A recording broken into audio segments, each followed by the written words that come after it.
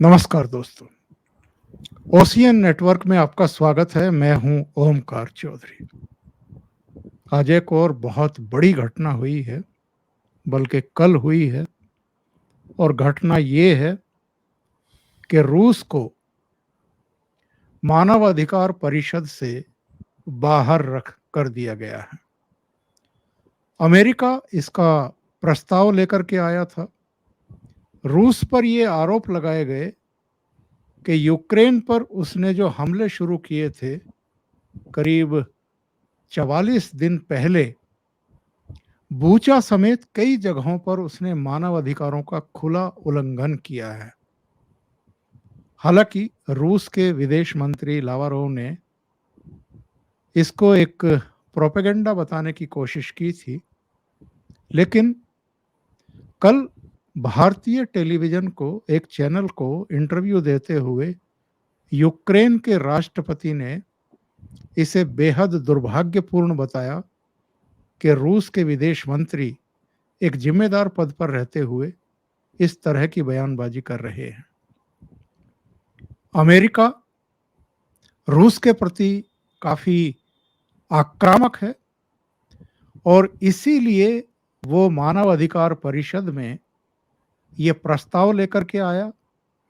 कुल मिलाकर के अमेरिका के प्रस्ताव का समर्थन करने वाले 93 देश रहे और विरोध में बहुत कम 20-25 के बीच में रहे। तो ये नौवां मौका था जब भारत ने किसी भी तरफ मतदान नहीं किया, ना पक्ष में ना विपक्ष में, वो तटस्थ रहा। और ये ऐसा अवसर भी था जब दुनिया भर के देश इस पर टकटकी लगाए देख रहे थे कि इस मुद्दे पर भारत क्या करेगा। लेकिन भारत का वही स्टैंड है जो उसका डे वन से रहा है। लेकिन ये एक बहुत बड़ी घटना है। एक तरीके से रूस पर मानव अधिकारों के उल्लंघन का गंभीर आरोप लगा है। मेरे साथ जाने माने रक्षा विशेषज्ञ, टेरिटोरियल आर्मी के पूर्व चीफ और भारतीय सेना को अपने जीवन के 37 महत्वपूर्ण वर्ष देने वाले, मातृभूमि की रक्षा करने वाले, युद्ध सेवा मेडल से अलंकृत मेजर जनरल A.K. सिवास सर जुड़ रहे हैं। सिवास सर, बहुत स्वागत है आपका। नमस्कार। नमस्कार चौधरी साहब। सिवास सर, ये कितना बड़ा फैसला है? और बहुत बड़ा फैसला। देखो चौधरी साहब, इसको ऐसे समझना पड़ेगा। ये यूएन जनरल असेंबली के 193 मेंबर हैं और एक प्रकार से बार बार ये शिकायतें आ रही थी और एलिगेशन थे कि रूस ने जब यूक्रेन पे इन्वेजन किया है उसके अंदर बहुत ज़्यादा ह्यूमन राइट वायलेशन हुए हैं, सिस्टमेटिक ह्यूमन राइट वायलेशन हुए हैं। और ये जो बूचा की किलिंग के बाद तो फिर पूरे वर्ल्ड ने ही इसको बहुत ज़्यादा नकारा। जिस प्रकार से लोगों के हाथ बांध के उनको गोली मार दी गई, जो कि एलिगेशन है, वह हुआ है या नहीं हुआ है उसका तो अभी तक कहना बड़ा मुश्किल है, मगर ये सच्चाई है कि इसको लेके जो अमेरिका ने ये प्रस्ताव यूनाइटेड नेशन जनरल असेंबली में लिया था जिसमें 193 मेंबर हैं, 93 ने उसके फेवर में किया कि वाकई ये ह्यूमन राइट वायलेशन रूस ने किए हैं यूक्रेन में, और 24 ने उसके अगेंस्ट वोट दिया और 58 कंट्री वो जो एब्स्टेन थी जिसमें भारत भी एक है। और जो 24 में ज़्यादातर हैं बेसिकली कोरिया है, ईरान है, आपके लीबिया है, सीरिया है, चाइना है। तो ऐसी कंट्री हैं जिनके खुद के ह्यूमन राइट रिकॉर्ड कोई खास अच्छे नहीं है। अब इसमें हुआ क्या है, आपको ये भी पता है कि ये ह्यूमन राइट काउंसिल जो है इसके अंदर 47 मेंबर्स हैं और लास्ट टाइम कोई देश को सस्पेंड किया गया था वो लीबिया को किया था 2011 में, जब गद्दाफी के ऊपर ये एक प्रकार से एलिगेशन थे कि उसने ह्यूमन राइट वायलेशन बहुत किए। तो उसके बाद आज तक कोई सस्पेंड नहीं हुआ। देखो ये रूस की छवि के ऊपर एक बहुत बड़ा दाग है। ये देखना कि 93 देश 193 देश में से जो हैं कि करीब करीब 93 कंट्रीज हैं जो कि इसको कह रही हैं कि ये ह्यूमन राइट वायलेशन हुए हैं। तो मुझे लगता है कि काफ़ी नाजुक स्थिति है रूस के लिए, और रूस को सोच विचार करना पड़ेगा। और वो जिस प्रकार से सोच रहा था कि बहुत देश उसके साथ हैं, ऐसे हैं नहीं। इसका मतलब ज़्यादातर देश ऐसे हैं, वो ये समझते हैं कि वाकई ही रूस ने ह्यूमन राइट वायलेशन किए हैं, और बहुत सिस्टमेटिक और बहुत ब्रूटल। और कहीं ना कहीं देश ये भी समझते जो बुच्चा में हुआ है अभी, वो सच्चाई है। तो मुझे लगता है एक बहुत बड़ा सेटबैक है रूस के लिए 14 साल। लेकिन जनरल साहब, अगर हम इसको गंभीरता से देखें, 24 देशों ने इस प्रस्ताव का विरोध किया है। 58 देश ऐसे हैं जिन्होंने मतदान से दूरी बना ली है। इसका मतलब ये है कि 82 देश ऐसे हैं जो इस मामले में अमेरिका के साथ नहीं हैं। अमेरिका के साथ 93 कंट्रीज हैं, उसमें अमेरिका खुद भी शामिल है। तो ये जो संख्या है बीच में, ये बहुत कम है। इसका मतलब ये है कि दुनिया के बहुत सारे देश ये भी महसूस कर रहे हैं कि अमेरिका और कुछ दूसरे देश रूस को न केवल अतिवादी तरीके से ब्लेम कर रहे हैं, बल्कि उसको उकसाने का काम भी कर रहे हैं। तो एक पक्ष ये भी है इसका। हाँ, बिल्कुल बिल्कुल हो सकता है। देखो, सच्चाई ये है कि आप ये कह सकते हैं कि 24 को 58 के साथ मिला लो तो जिस प्रकार से 82 हो जाते हैं, मगर ये भी देखना पड़ेगा ये 24 जो हैं ये वो देश हैं जो दो ना इस तरफ है ना उस तरफ है। ये जैसे भारत है। अब इसके अंदर भारत का पहलू, भारत के ऊपर बहुत प्रेशर था। देखो नहीं, भारत 24 देश, जनरल साहब, 24 देशों ने प्रस्ताव का विरोध किया है, तो वो तो हाँ रूस नहीं, के साथ है। 58 देश जो एब्स्टेन हैं, हाँ, पर 58 देश 58 ऐसे देश एब्स्टेन ना हैं इधर है ना उधर है। ना उधर है। तो मेरे को देखो, ऐसा सच्चाई तो ये 93 वर्सेस 24 है। 93 वर्सेस 24 है कि 93 ने इसका फेवर किया है कि इसको सस्पेंड करना चाहिए, और 24 ही हैं ऐसे जो कि कह रहे हैं कि इनको नहीं सस्पेंड करें। 58 जिन्होंने एब्सेंट किए है वो तो दोनों तरफ ही है, तो उसको कहना मेरे को लगता नहीं होगा, तुलना करना। ये सच्चाई है कि majority of the countries in the world जो कि यूनाइटेड नेशन जनरल असेंबली का हिस्सा हैं, वो समझती हैं कि ह्यूमन राइट वायलेशन हुए हैं और वो रूस ने किए हैं, जो कि यूक्रेन के ऊपर इन्वेड करके। तो ये सच्चाई है, इसको समझ के चलना पड़ेगा हमें। और अब बात आती है कि भारत ने इसको एब्सटेन किया है।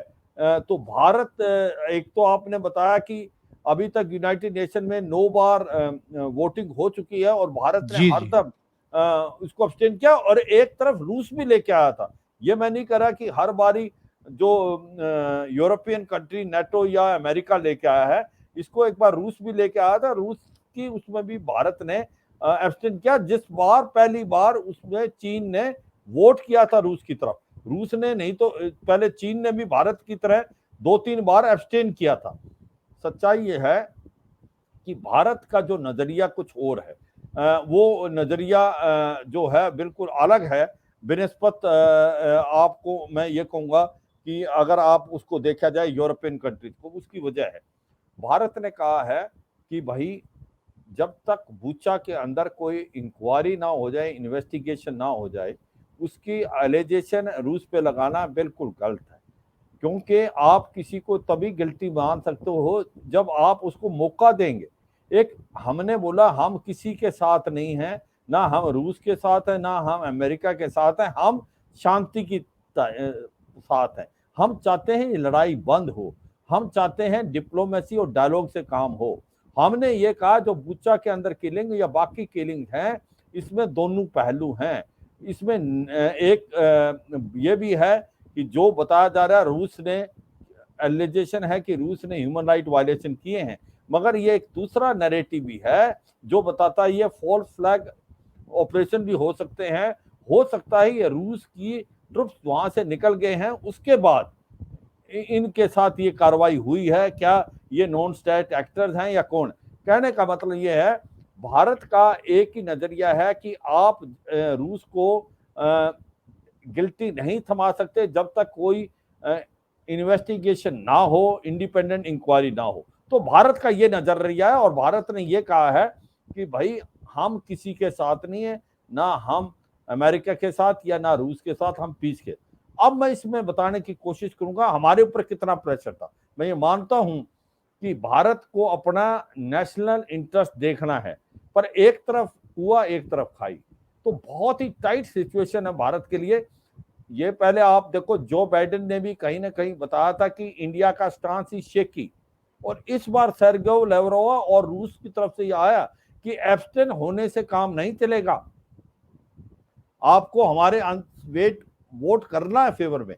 मगर भारत ने एक बहुत सोच समझ के मुझे लगता है ये अपनाया है, ये एक्शन लिया है कि हम एब्स्टेन हुए हैं। और ये साफ सुथरे शब्दों में जो हमारे एम्बेसडर हैं यूनाइटेड नेशन में, त्रिमूर्ति ने, उन्होंने बताया है कि भारत शांति के साथ है, भारत लड़ाई को बंद कराना चाहता है, भारत चाहता है कि जो भी ह्यूमन राइट वायलेशन दोनों तरफ से हो रहे हैं वो बंद हो।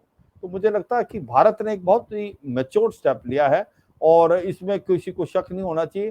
भारत एक ऐसा देश है जिसको शांति चाहता है। चौधरी साहब, भारत का बयान भी आ गया है इसमें। भारत ने ये कहा है कि मानव अधिकारों की घोषणा के मसौदे से लेकर के मानव अधिकारों की रक्षा करने में भारत हमेशा आगे रहा है। हम मानते हैं कि सभी निर्णय उचित प्रक्रिया का सम्मान करते हुए और लोकतांत्रिक संरचना के रूप में लिए जाने चाहिए। ये अंतर्राष्ट्रीय संगठनों, विशेषकर यूएन पर भी लागू होता है। तो भारत ने एक तरीके से प्रक्रिया पर सवाल खड़े किए हैं हाँ कि बिल्कुल जिस बिल्कुल। तरीके से इसको लाया गया है वो प्रक्रिया ठीक नहीं थी। वो इसलिए कह रहा है भारत बार बार कि आपने कटघरे में तो रूस को खड़ा कर दिया है, पर आपने उसको मौका तो दिया नहीं। और दूसरी बात, जो भी वहां से वीडियोज वगैरह आ रहे हैं वो एक तरफे हैं, वो ज्यादातर यूरोपियन कंट्री और नेटो से आ रहे हैं, रूस की तरफ से तो आ नहीं पा रहे हैं क्योंकि उसको ब्लॉक कर रखा है आपने मीडिया।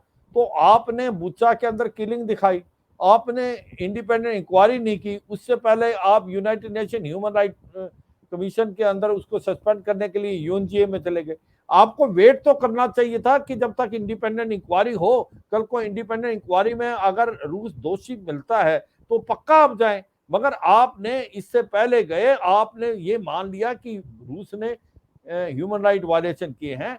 देखो, इस लड़ाई में मैं ये समझता हूं, इस बात को भारत ने बहुत अच्छे शब्दों में बताया कि भारत टेरिटोरियल इंटीग्रिटी और सॉवरेनिटी हर देश की मानते हैं और भारत इससे खुश नहीं है कि जिस प्रकार से इन्वेजन हुआ है। पर भारत ये भी कह रहे हैं कि भाई लड़ाई बंद होनी चाहिए और जो है बात बैठ के बातचीत होनी चाहिए।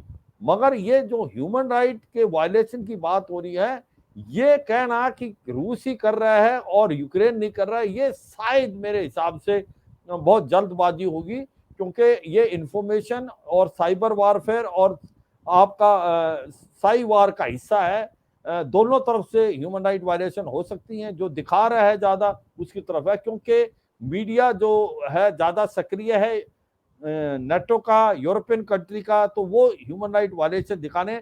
ये बुच्चा का जो केस है जो इम्पोर्टेंट है, उसके अंदर ये प्रूव नहीं हो पाया कि रशियन ने किया है, क्योंकि इसके ऊपर हमने कहा इंडिपेंडेंट इंक्वायरी कराओ आप। तब अगर रूस ने किया है तो फिर रूस के ऊपर सख्त से सख्त कार्रवाई। मगर अभी कहना कि रूस ने किया ही है वो शायद गलत होगा, क्योंकि उसको एक काउंटर नैरेटिव भी है। और सच्चाई ये है कि जितना मीडिया कवर हो रहा है वो ज्यादा यूरोपियन साइड से है, इसलिए सबसे बड़ी कैजुअलिटी है वो है सच्चाई। तो इसलिए मुझे लगता है कि जो कार्रवाई की गई है यूरोपियन कंट्रीज वगैरह ने, उसमें जल्दबाजी की है और प्रेशर टैक्टिक्स है। पर ओवरऑल रूस के लिए एक बहुत बड़ा धक्का है, क्योंकि लीबिया एक ऐसा देश था 2011 में सस्पेंड किया गया था United nation human right council से, उसके बाद नहीं, वो भी जब गद्दाफी ने ह्यूमन राइट वायलेशन की थी। तो अब ये तो नहीं है कि ये वहाँ पार्टिसिपेट नहीं कर सकते, कर सकते हैं, मगर ये United nation human right council में ना वोट कर पाएंगे और ना ही एक प्रकार से राइट ऑफ ऑडियंस होगा रूस के लिए। चौधरी साहब।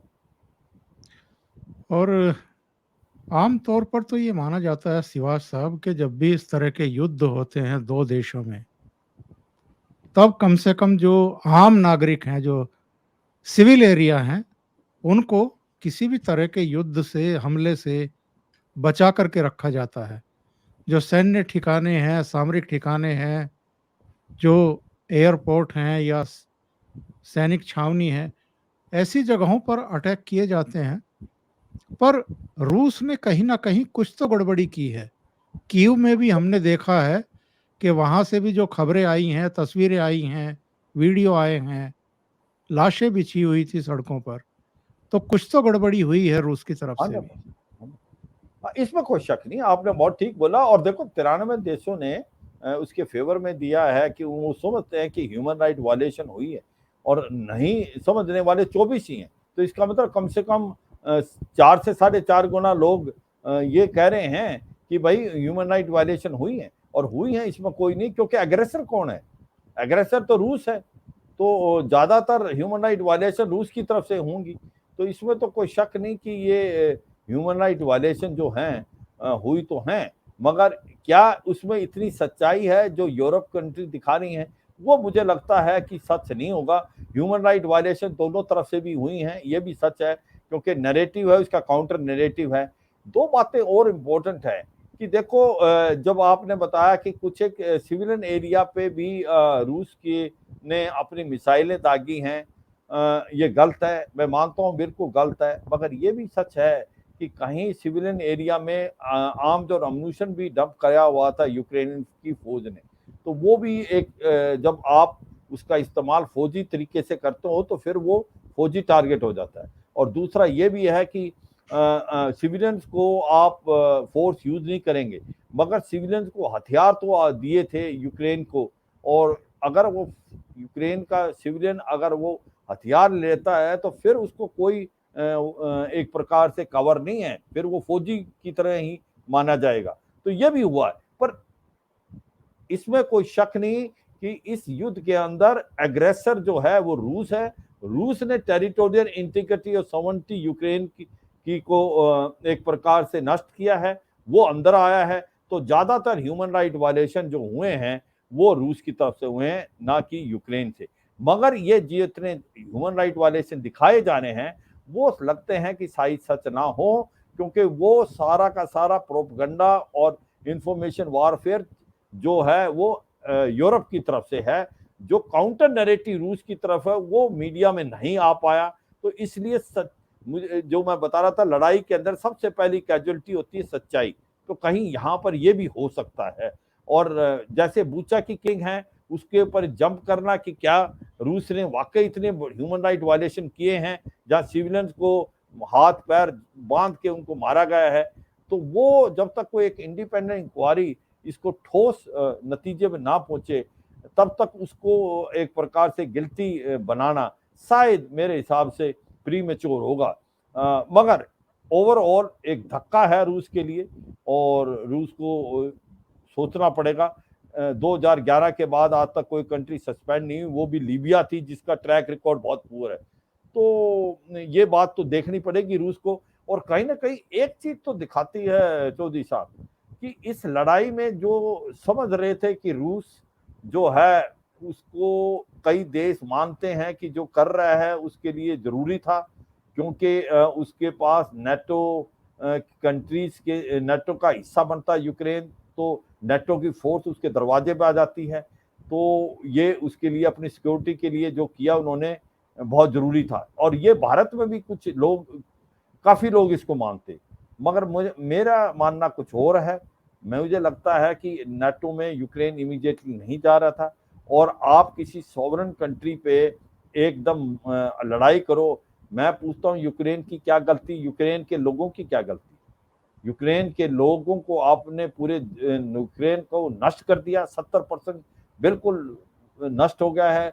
2 करोड़ के करीब, एक करीब 1 करोड़ के करीब लोग पलायन करके हैं। तो उस देश की क्या गलती है? उसको आपने पूरा नष्ट कर दिया है। अगर मान लो उसके किसी जेलेंस्की ने भी की है, तब भी मैं इस चीज को बिल्कुल नहीं मानता कि इसके अंदर कोई एक प्रकार से जो रूस ने किया है उसको आप एक्सप्लेन कर सकते हैं या जस्टिफाई करें। ये बिल्कुल जस्टिफाई नहीं है जो रूस ने यूक्रेन में किया है, क्योंकि अगर ऐसा करने लगे तो फिर बड़े बड़े देश छोटे देश को कहीं भी दबा सकते हैं। तो फिर क्या होगा? अभी होड़ लग जाएगी सभी को हथियार लेने की, न्यूक्लियर बढ़ने की, क्योंकि वही एक तरीका है अपने आप को बचाने के लिए। क्योंकि जब लड़ाई होगी, आपके ऊपर कोई युद्ध करेगा, तो अगर आपके पास हथियार नहीं है तो फिर आपके हालात भी यूक्रेन की तरह होंगे। तो ये तो मैं समझता हूँ ये बात हो, और ये बात अगर आज की वोटिंग में प्रूव हो गई है, 93 देश जो कह रहे हैं कि वाकई ह्यूमन राइट वाले की है और 24 ही कह रहे हैं नहीं की है, तो इसका मतलब 1 से के मुकाबले में 4.5। तो ये बात तो हमें समझ के चलनी पड़ेगी, और ये रूस की आंखें खोलेगी। जो रूस समझ रहा है कि लोग ज्यादातर देश उसके साथ खड़े हैं एक्सेप्ट यूरोपियन कंट्रीज, उसको समझ में आना पड़ेगा। मुझे लगता नहीं, यूरोपियन तो बहुत थोड़ी कंट्रीज हैं। तो जिस प्रकार से वोटिंग हुई है उससे उसको समझ तो आनी चाहिए चौधरी साहब। और आज जेलेंस्की ने भारत के एक टेलीविजन चैनल से बात रिपब्लिक की टीवी, है।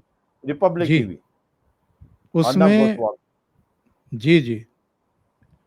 उसमें वो कह रहे हैं कि भारत के प्रधानमंत्री नरेंद्र मोदी को यूक्रेन की सुरक्षा का गारंटर बनना चाहिए। Security guarantee. ये क्या भारत के लिए प्रैक्टिकल है, संभव है? नहीं, मुझे नहीं लगता। किस चीज की सिक्योरिटी गारंटर? क्या पावर है हमारे पास?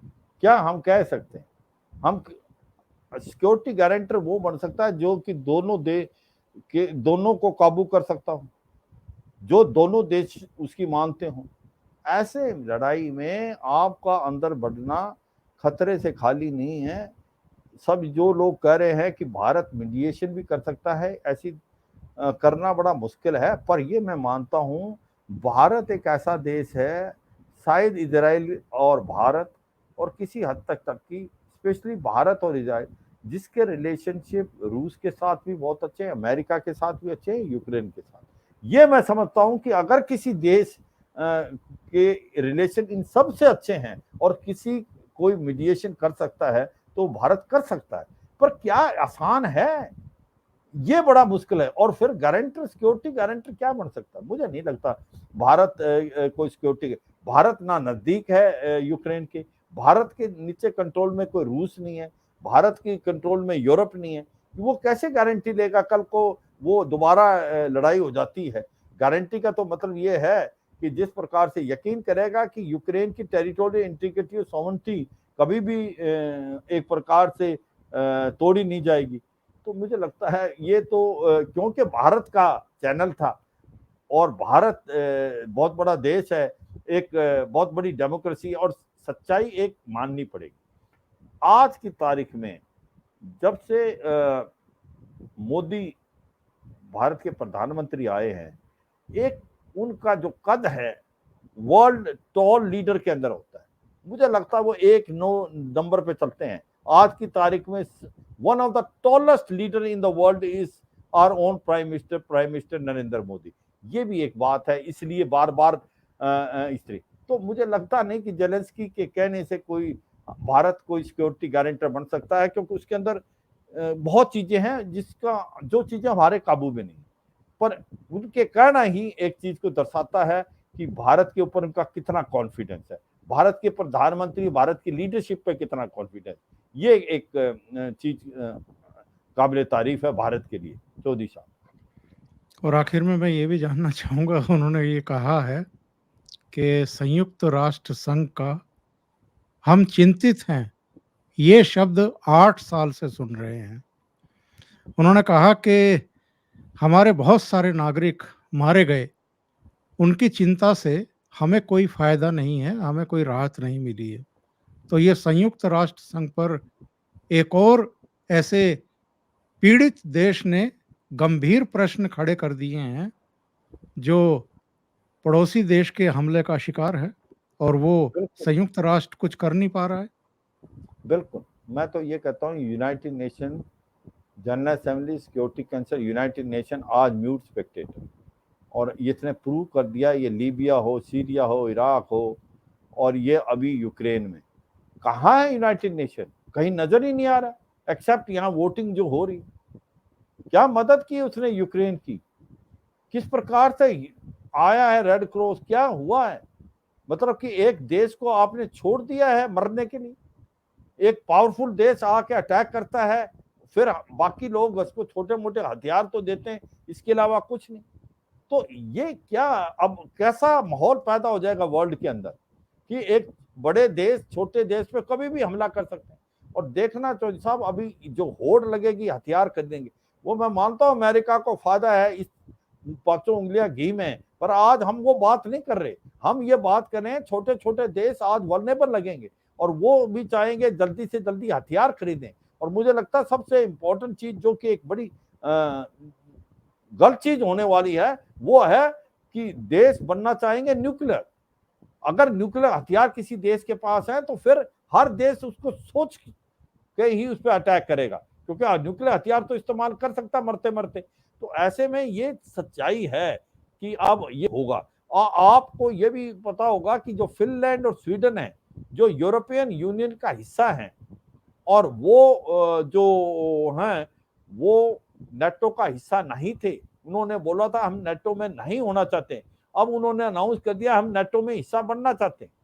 अब सिक्योरिटी, कलेक्टिव सिक्योरिटी की तरफ लोग जाना चाहते हैं, हथियार लेना चाहते हैं, अपने आप को मजबूत करना चाहते हैं। तो ये है।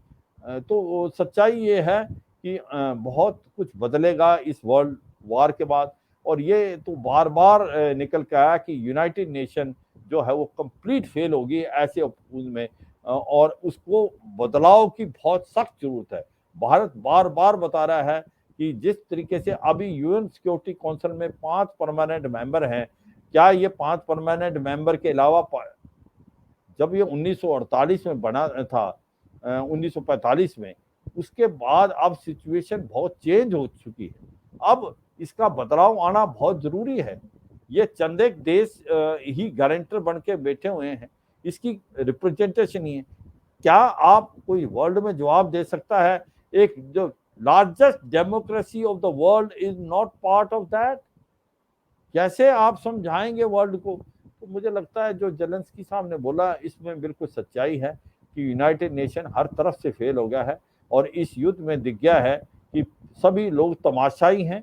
एक बड़ा देश छोटे देश पे हमला कर रहा है, तो बाकी छोटे मोटे हथियार के अलावा और कोई हेल्प नहीं दी गई है। चौधरी साहब, बहुत बहुत धन्यवाद शिवाज सर, खास तौर से एक इस महत्वपूर्ण मुद्दे पर अपने विचार जाहिर करने के लिए। Thank you so much. मेहरबानी नमस्कार। चौधरी साहब, नमस्कार, जय हिंद। जय हिंद सर।